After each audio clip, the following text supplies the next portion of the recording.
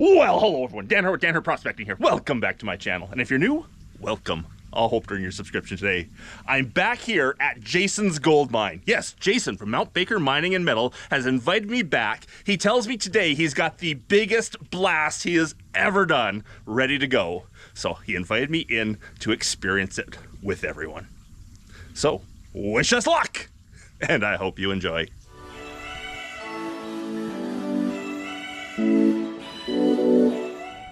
So Jason, thank you for inviting me up again. You said you got a big kaboom today? Yeah, this is going to be the biggest shot I've ever done. I think we're going to put about 20 tons of ore on the ground today. Nice. So, cross your fingers, everything goes well. I brought 2 sacrificial cameras. I'm hoping to get the blast on camera. We'll see.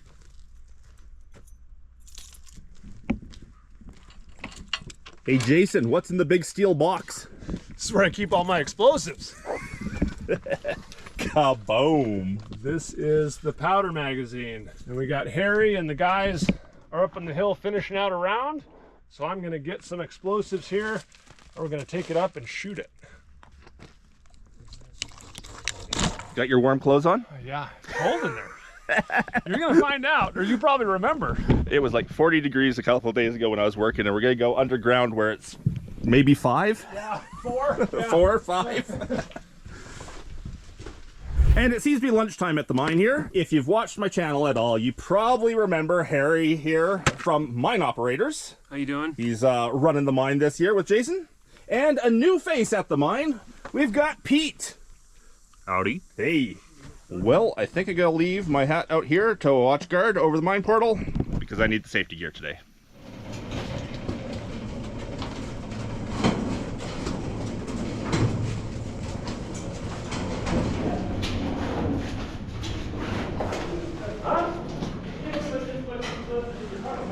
So this is the raise that we thought we were going to intersect with our drift, and the raise goes right up a fault. And we found out that we were drilling in the wrong direction previously, so we're not going to hit the raise this year, but we did hit the fault. The problem is where we hit the fault is 75 feet away from where we thought we were to enter the raise. And I'll show you the fault up top when we get there. But the plan was to intersect the raise, send all of our ore down here and out. It's just not going to happen this year.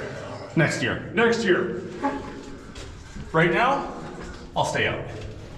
And up we go. I am off ladder. You're spilling info on us. I'm gonna run and get the cart.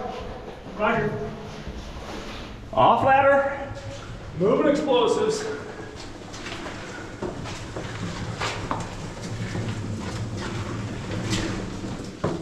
Through the little hole.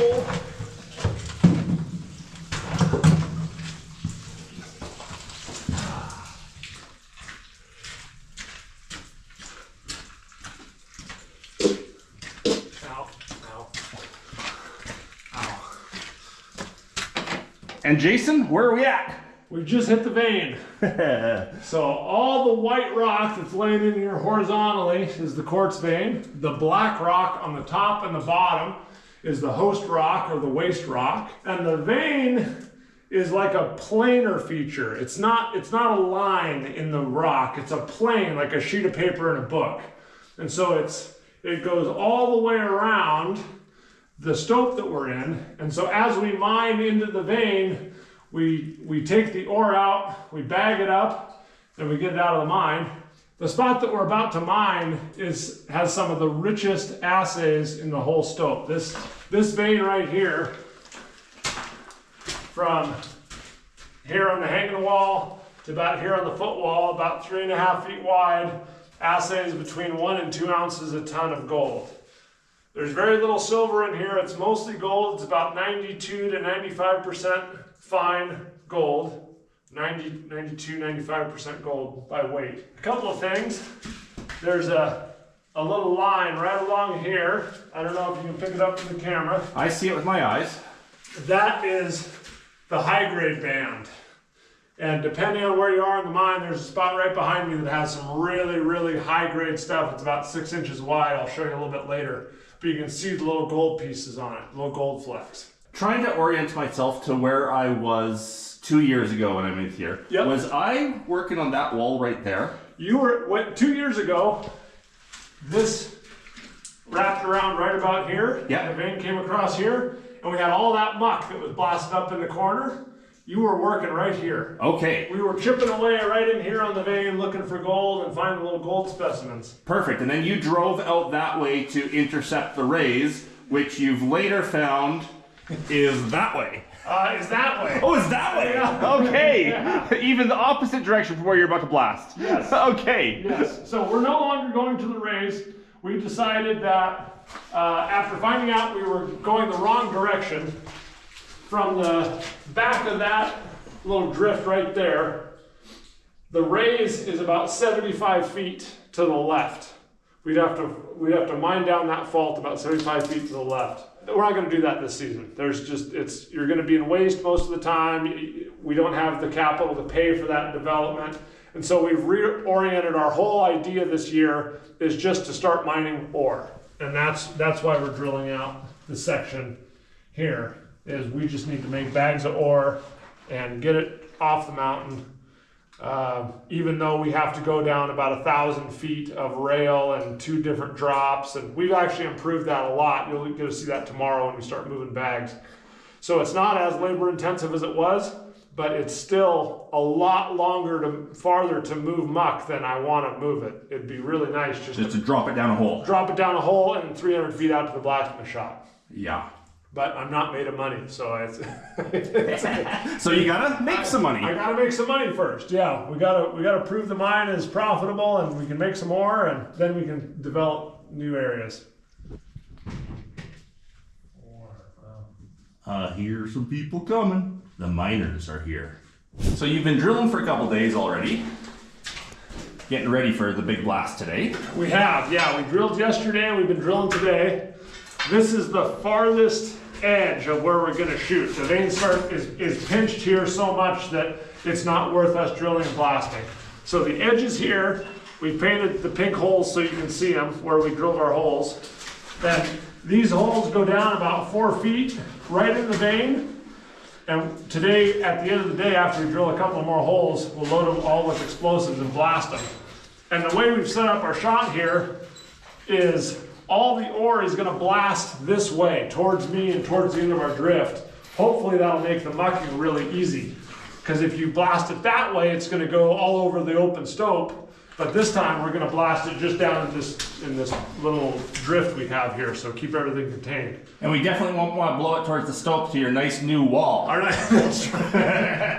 many times are we going to rebuild that wall? Yeah. Yeah. But we left a couple of holes here that are going to be easy to drill. We left the easy holes. Okay, so I can film a couple of them? Yep, there's 6 here, and then looking at our drill pattern, I think we'll go a little bit farther that way as well, which probably isn't what Harry wanted to hear, but this zone right here, that's the pay, is really rich. Yep, all the way along here. And I should note at this point that being a Canadian down here in the US, I am not allowed to be working in any ways. I am allowed to be filming, so even though I'd like to drill some of these holes today, not allowed to do it. So I get to sit back and film these guys doing all the hard work. Well, the miners are talking mining stuff here. I'm looking at the high-grade spot in the vein, and I'm just seeing spot after spot after spot of gold. Like, that's a little chunk of gold right there. I saw one over here somewhere. They're everywhere. Oh, beauty piece right there. There is gold everywhere here. Nice. There we go. There's the shot. Just kneeled right in the mud. So that was what I was filming right there with the close-up camera.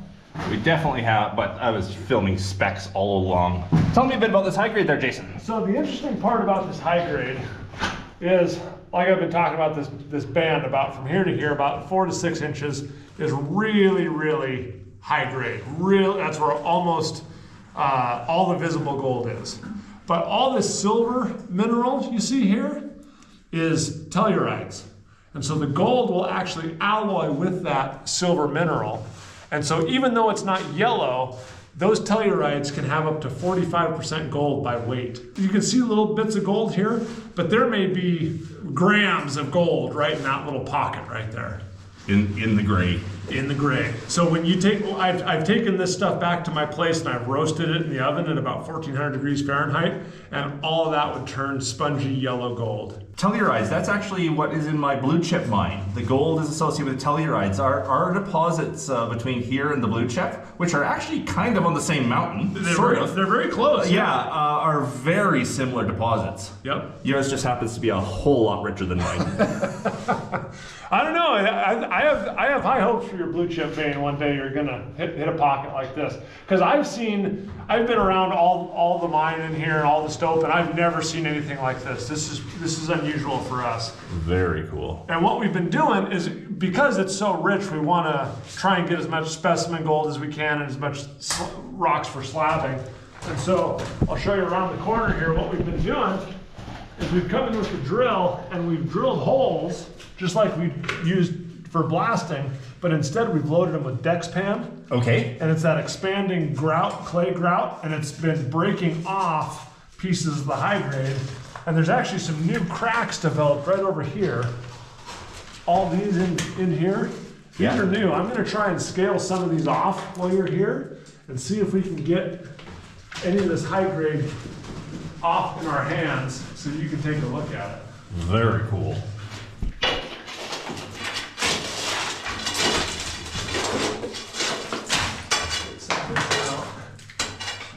What we're dealing with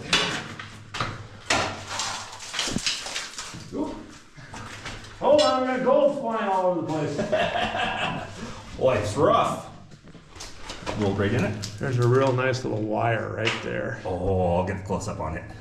Look at that chunk of gold just on that little piece that Jason just picked up. Nice.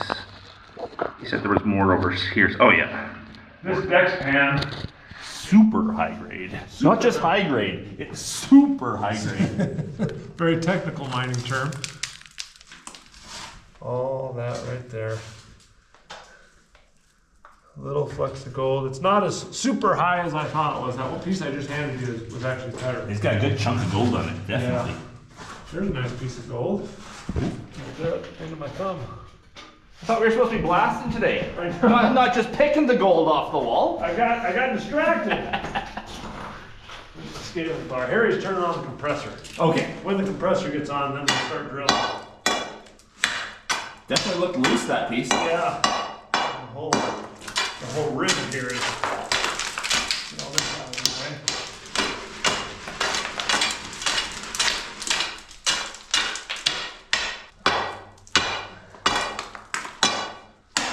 You need to take the scaling bar back down and sharpen it.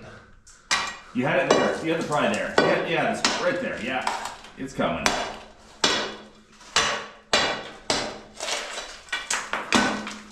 A little bit.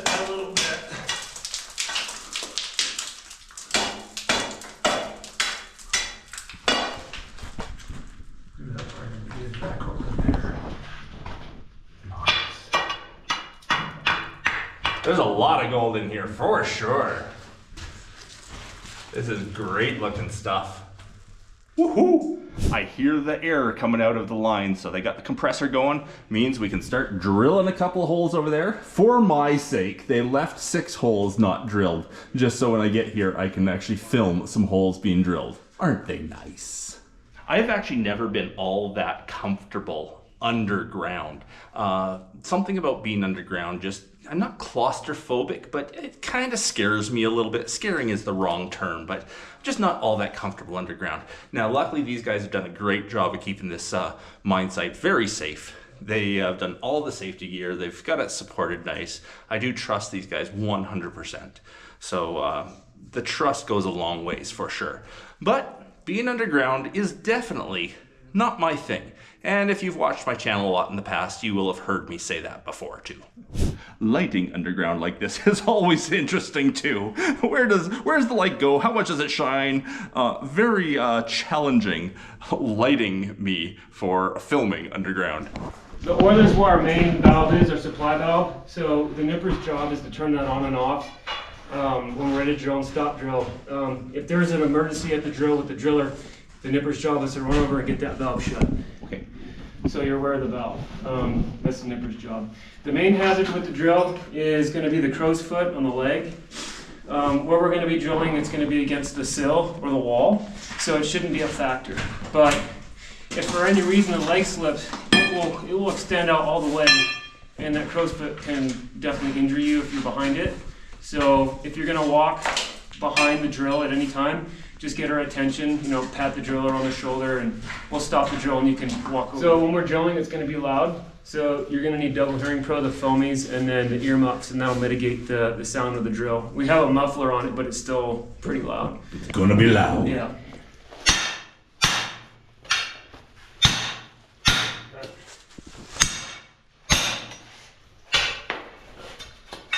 Harder.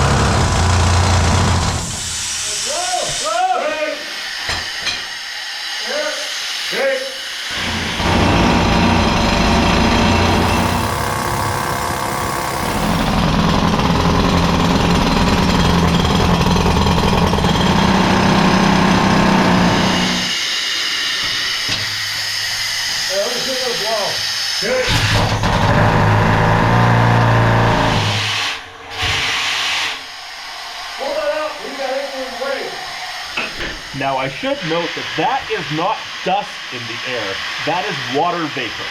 A lot of people when they see us mining underground like that say, where's the dust? Well, the water here, we're putting excess amount of water in with this drill to make sure there's no dust. But in an environment like this where we're already 100% humidity, throwing this much water around, just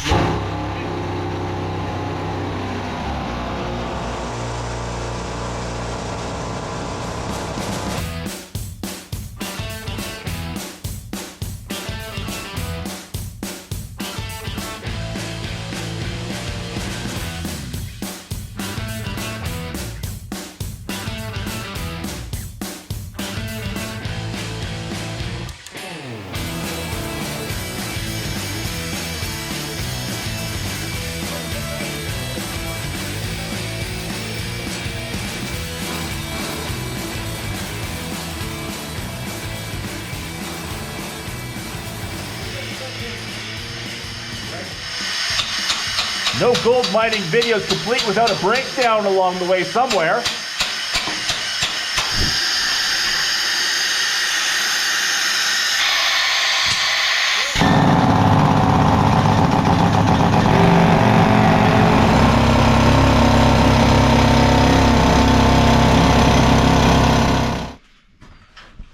Next up, we have to have Jason paint. I think they've finished drilling.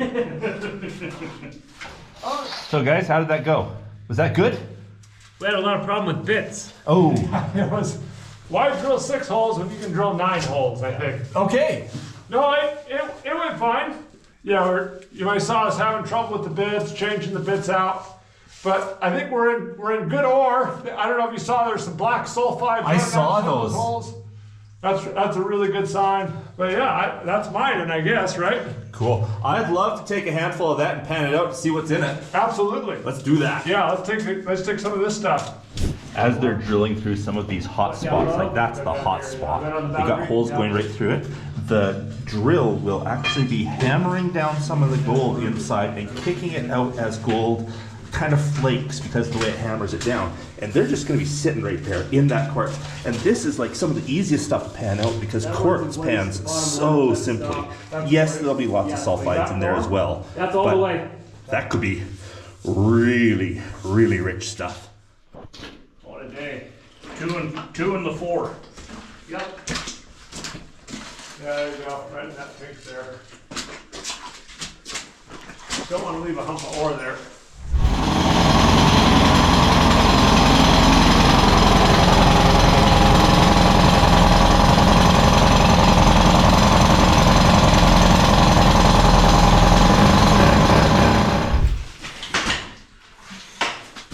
Except for when it rotates.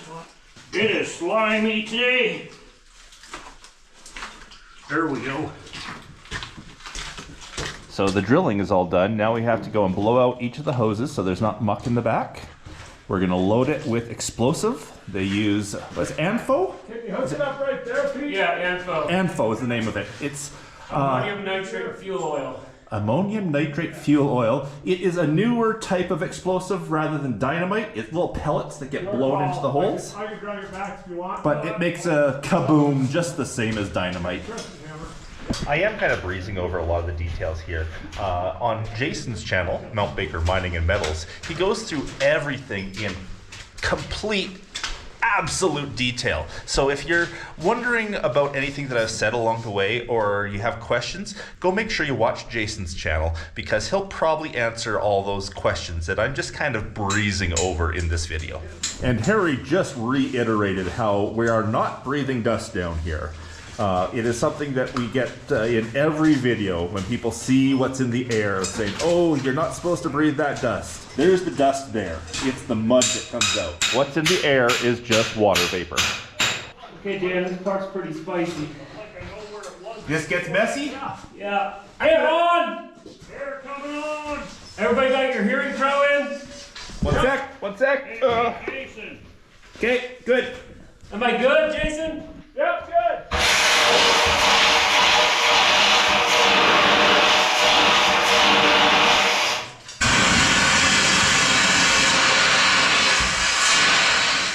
So one of my goals here today is to get a shot of the blast going off from inside. I brought one sacrificial camera and another one that I could live without. The sacrificial camera is my old GoPro, and I have it about 5 feet from the last blast. And I'm expecting it to get damaged. I'm hoping it gets its footage before it gets damaged. I also have, way over there, you're not gonna see it right now. It's over there somewhere. One of my newer GoPros, which is at a safer distance. It's not a safe distance, it's a safer distance. And I'm gonna have both of these on high speed. So hopefully one of the two will get a slow motion shot of the blast going off in here. And Jason tells me the blast is gonna start from the back and propagate forward. So we should get at least the back ones going before the front ones here are so dangerously close that they wreck the camera. Hopefully they don't wreck the camera, but we should be able to see something. There's the machine that Jason puts the ANFO into the holes with. It blows it all in with air pressure. And again, if you want to see all the details, go check out Jason's channel. 45 holes about to be loaded with explosive. Can you give me the Coles Note version real quick? Yes, I can. So, the whole thing with blasting is you have to have somewhere for the material to go. And so we've drilled a hole up here in the corner we're not going to load. And that is going to be, it's drilled 4 feet all the way back. That's going to be our 0 hole. So I'm going to load this one first. And this hole here parallels this number 1. And so in the number 1 blast, all that energy is going to go and break into this hole, and so it'll open up a little hole like this. Then I'm going to have a number 2 here, and it's going to break in. The whole idea is to open up a bigger and bigger hole that we can then shoot our ore into. So when you start around like this, all the holes are really close, and we'll start slabbing all this ore into this hole. And then as we come out, we have columns of holes, and they'll just start blasting this way into our burn cut is what that's called. So we'll just start blasting our way into the burn, and that's why when you leave your camera over there, all of this ore, each one of these columns is going to be shooting this way. Boom, boom, boom, boom, that way, and hopefully we can keep your camera from getting boomed. Nice. My closest one is about 5 feet from the last hole, which might be pushing it. It's gonna be close. I have some ideas, but I'm gonna keep them to myself. So we'll see how it goes. Okay. But yeah, we'll get to loading here in a minute. You can see that whole process. But there's, what do we say, 45 or something holes here? 46. 46. So it's gonna be a big blast for us. We were gonna drill a few more, but we've run out of time, and I really want to blast while you're here so you can see the aftermath tomorrow as well. Excellent. That's the blasting stuff.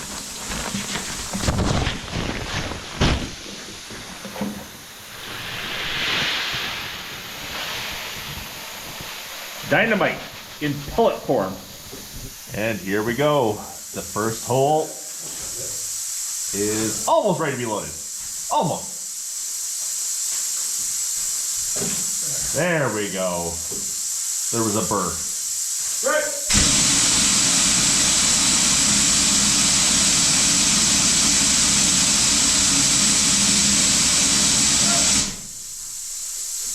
One more.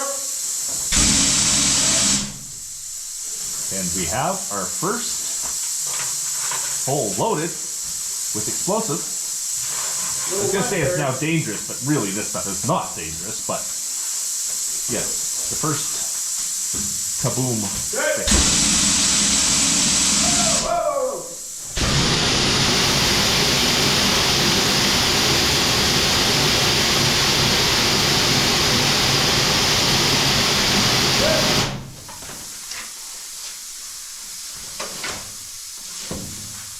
Good.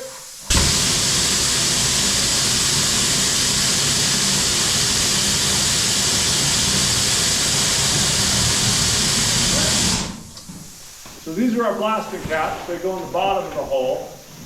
We have a booster that goes on top. And the AMFO is not sensitive enough to be lit by this cap. So we have to add this booster to give the cap a little bit of a boost to make the AMFO go. So the cap makes a small bang, Yep, the booster makes a big bang, the AMFO makes a kaboom! that's right, exactly. And I'll show you a little later, I'm going to hook them up in the order I want them to shoot. But I put the cap and the booster in that hose, pushed all the way to the bottom of the hole, and then packed AMFO all the way out to the collar of the hole, so the detonation starts at the very bottom and blows out. And so Okay. we'll load them up, and then I'll show you how I hook them up with these white clips. When we were doing the blasting up at the Blue Jay mine, they were using actual sticks of dynamite, which is still an acceptable way of doing things. It's just different blasters use different technologies. You were using sticks of dynamite here originally, weren't you? Yeah, what we were using were sticks of, it's called water gel, and it's essentially AMFO in a gel that's, you can use in wet holes. Okay. So I don't use dynamite, I've never used dynamite. I'm not quite sure what he was using. It was little red sticks, which made me think dynamite. May have been dynamite. I know you can still get it. Okay. So yeah, but yeah, we use the AMFO here. And Harry, Yeah. what is it that you're doing here? So I am making stemming. Use a contain the blast in each hole so it doesn't shotgun all that energy and velocity of the explosive out the hole. So this contains it just long enough to break the rock and shove it out. And so this increases the efficiency of the explosive. And this is just scrap rock, crushed rock. Yeah, so we're In a actually paper tube. we're actually using ore for the ore shot. And that way we don't dilute the ore. But also I'm using 3/8 inch minus, which does a really good job of locking in. And you've got to use something that's been blasted so it's very sharp or angular. Holds together well, And yeah. it locks in real well. Looks like you're making sticks of dynamite. It does. So some guys use spray foam, some guys will use plugs. I just use the cheap paper you use to prep for painting. And I just do about a foot and then I roll it up and it happens to be the exact diameter of the hole, so it just squishes in nice and easy. And as long as Jason doesn't overload the hole, I got somewhere to put the stemming. Sometimes there's too much AMFO in there and you get a little donkey dick hanging out. And it may or may not work. Nice. Good.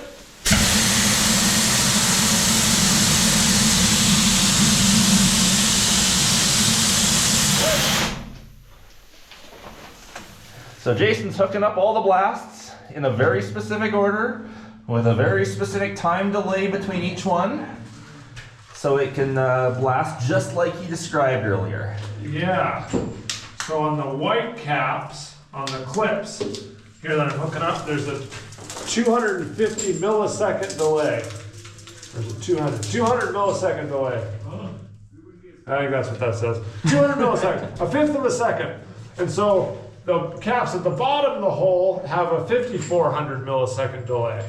And the reason why that is you want the signal to get down all the bottom of the holes before stuff starts blasting around and throwing rock all around. Because if this one went before that one got the signal, it could cut it off. Right, right. So we gotta get the signal all the way down to the bottom, and then once all the white caps go, then the big ones will start going. And so when we shoot, you'll hear boom, boom, boom, boom, boom, boom, boom, boom, and then kaboom, boom, boom, boom, boom, about 5 seconds later.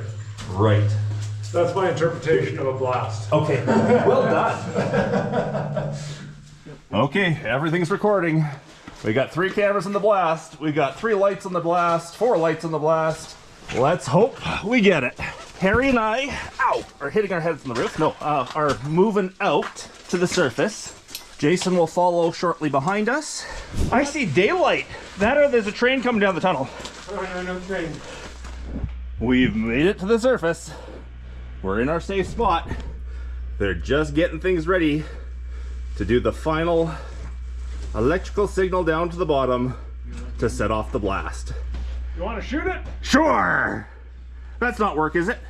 No, doesn't count. Doesn't count. Perfect. Okay, I've seen you do this a few times. I got a couple wires here and I touch them against a couple of terminals there and then listen for a sound below. That's right. You'll hear several soft booms. Those are the white caps going. And then you'll hear the big booms. And if I don't hear anything, I messed up. Yeah, I messed up. Very messed up. So, I always think of it like this. We've spent 3 days drilling this round. A lot of money, a lot of time, and in 10 seconds, it's over. All right, Dan. Okay. Those 2 terminals right to those 2 wires. Here we go. I'm doing it.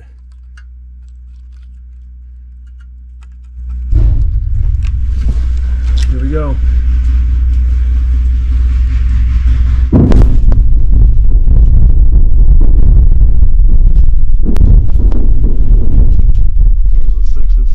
Yeah. Holy crap! The whole mountain shook. Everything shook. Yeah. Like, I mean, everything shook. I bet you that mountain shook. It's way different being here in person, huh? Holy. Yeah. I'm trying not to swear on camera here, actually. Yeah. That's more for I think I just lost 2 GoPros. I don't know. I just lost a GoPro a few shots ago, and there's a chance I just lost a brand new refurbished GoPro. I put it right next to yours, so. Oh my goodness. I had no idea. It was no idea there was that much force. That powerful, yeah. I'll go report to Pete that things went well. Oh my. I should have been recording your reaction's way better than mine. Holy crap. Yeah.